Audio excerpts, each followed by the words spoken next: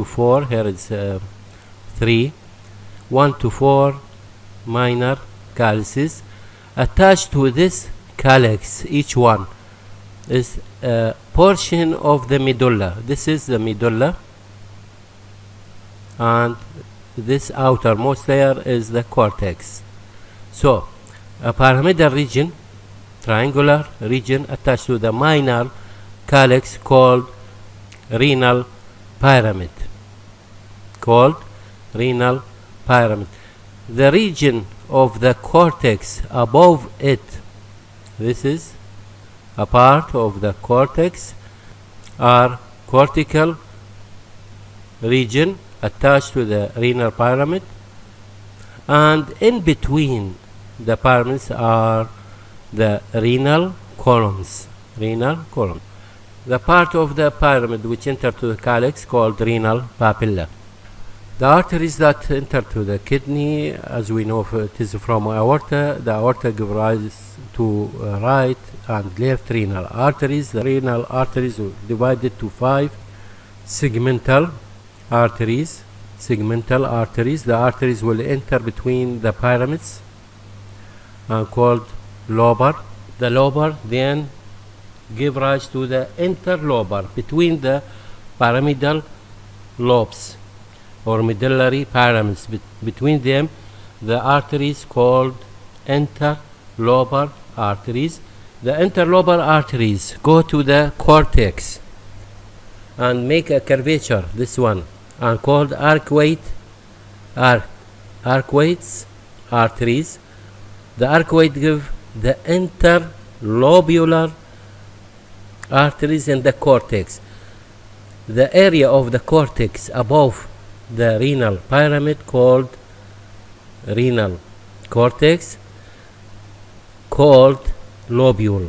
So the medullary pyramid lobes, the area of cortex above these pyramids, this portion called lobule. So the arcuate will give branches in the cortex, in the part of cortex above the pyramid, and this as we call it as a lobule. So the arteries are interlobular arteries, where these arteries will go to the nephron and makes the afferent arteriole. The afferent makes a tuft of capillaries inside the nephron, and the tuft of capillaries will give rise to the efferent. So we have segmental, lobar, interlobar, arcuate, interlobular, afferent, glomerulus, then efferent. The efferent also make capillaries called peritubular capillaries. All these will be discussed later. The aorta gave renal artery, then segmental artery in the pelvis, lobar arteries in the pyramids, medullary pyramids, interlobar between the pyramids, arcuate in the cortex, arcuate artery. The arcuate give the interlobular, the area of cortex above the medullary part called lobule, and the arteries in it called interlobular arteries. The interlobular give afferent arteriole. It will enter to the nephron to form a tuft of capillaries in the glomerulus. Then the afferent arteriole, the afferent give another type of capillaries in the cortex called peritubular capillaries, and vasa recta in the medulla. All it is collected to go to the in the same sequence into interlobular vein, arcuate vein, interlobar vein, renal vein, and to the inferior vena cava. Now we will talk about the nephron, the structure of nephron. The nephron composed of the renal corpuscle in the cortex, The renal corpuscle have the glomerulus, which is a tuft collection of capillaries.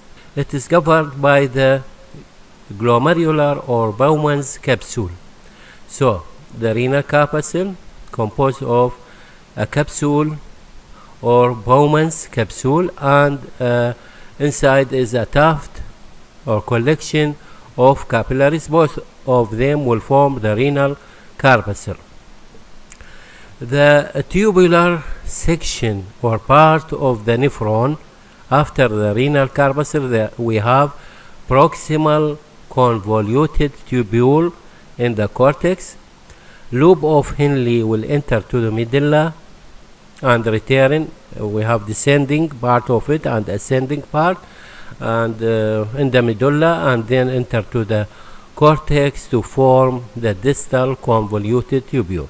So in the cortex we can see the renal corpuscle, the proximal and distal part of convoluted tubules of the nephron.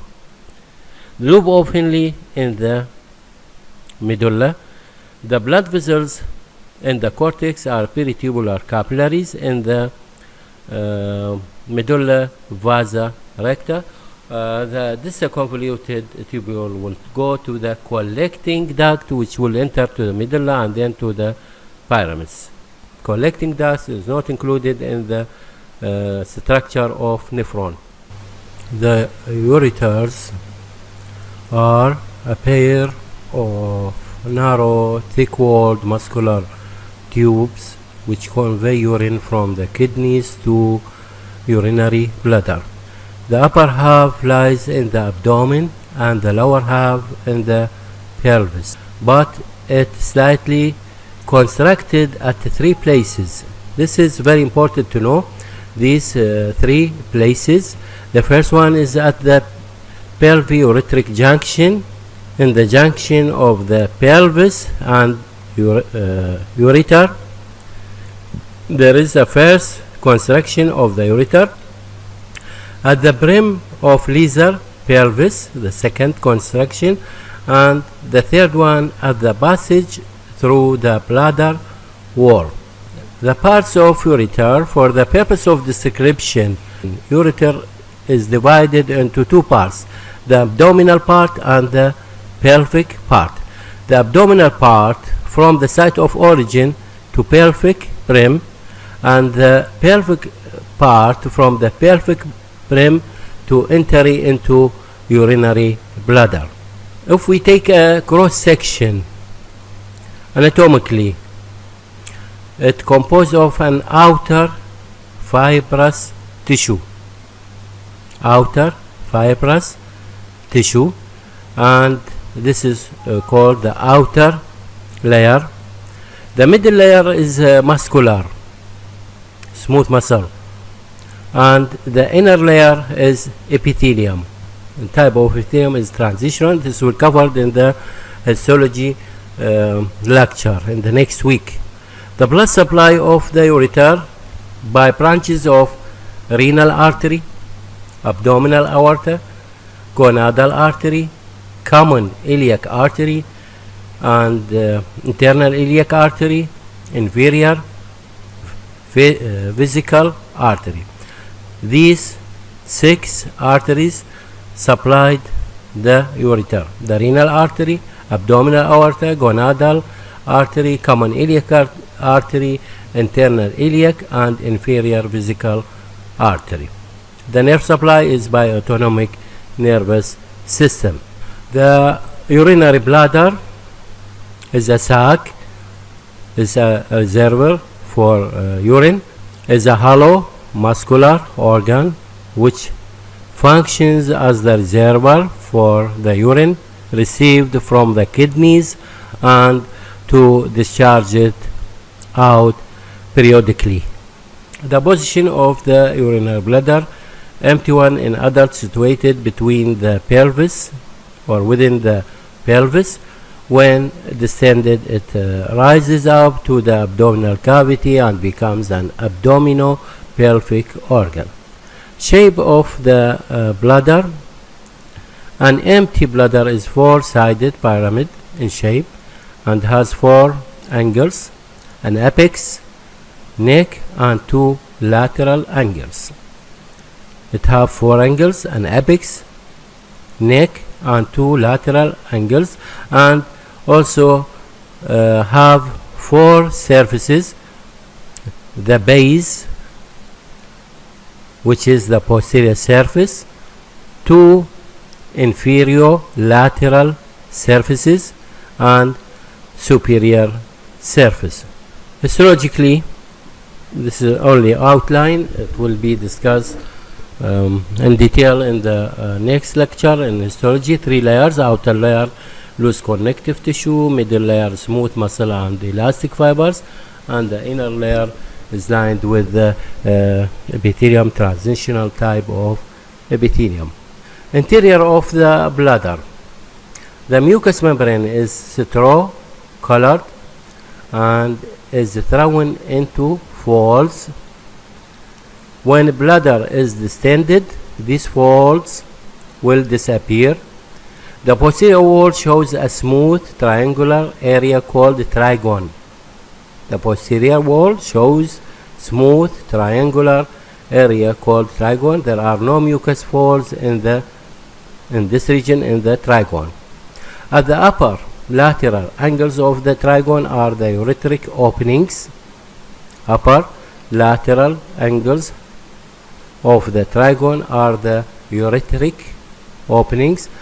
At the inferior angle, the urethral orifice is located.